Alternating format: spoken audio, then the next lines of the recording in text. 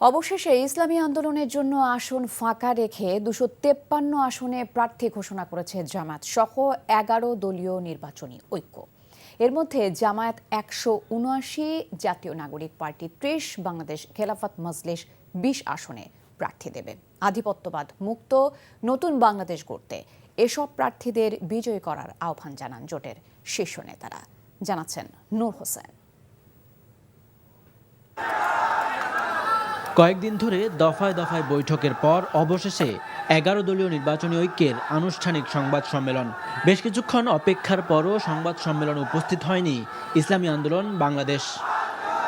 পরে ইসলামী আন্দোলনের আসন ফাঁকা রেখেই ২৫৩ আসনে আনুষ্ঠানিক প্রার্থিতা ঘোষণা করে ১১ দলীয় ঐক্যের লিয়াজো কমিটির প্রধান জামায়াত ইসলামীর নায়েবে আমির সৈয়দ আব্দুল্লাহ মোহাম্মদ তাহের। বাংলাদেশ জামাত ইসলামী ১৭৯, জাতীয় নাগরিক পার্টি ৩০, বাংলাদেশ খেলাফত মজলিস 20, খেলাফত মজলিস 10, এলডিপি 7, নেজাম ইসলাম পার্টি 2, আমার Bangladesh party 3, Bangladesh development party 2। এই হচ্ছে এই পর্যন্ত আমাদের আসন কনফার্ম করা যেগুলো সেগুলো আমরা ঘোষণা করলাম।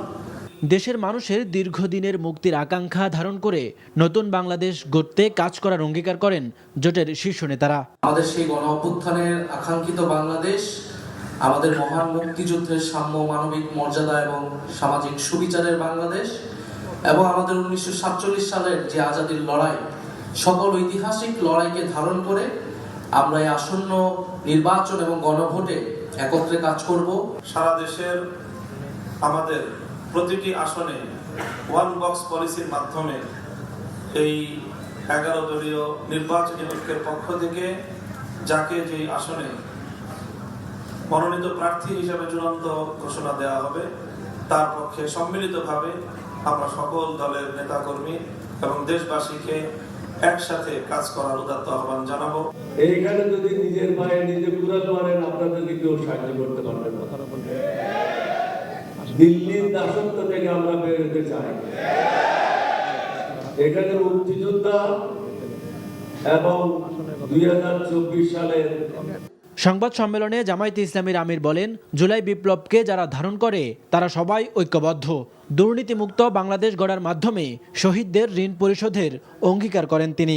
আমরা কার্যত জুলাই বিপ্লবের যারা স্বীকৃতি দেন, ধারণ করেন, জুলাই বিপ্লবের মাধ্যমে নতুন বাংলাদেশ গড়ার স্বপ্ন দেখেন, সেই লোকগুলোই আমরা একত্রিত হয়েছি। আপনারা দোয়া করবেন। দেশবাসীর কাছে আমাদের অনুরোধ যে আপনারাও পরিবর্তন চান, আর আমরা সেই পরিবর্তন করার দায়িত্ব নিয়ে ময়দানে নেমেছি। কার্যত আপনাদের দেওয়া দায়িত্বই আমরা পালন করার জন্য সামনে এসেছি। ইসলামী আন্দোলনের সঙ্গে নিয়মিত আলোচনা হচ্ছে জানিয়ে জামায়াতের আমির জানান, শিগগিরই ১১ দলীয় ঐক্যে চূড়ান্ত হবে ইসলামী আন্দোলনের আসন।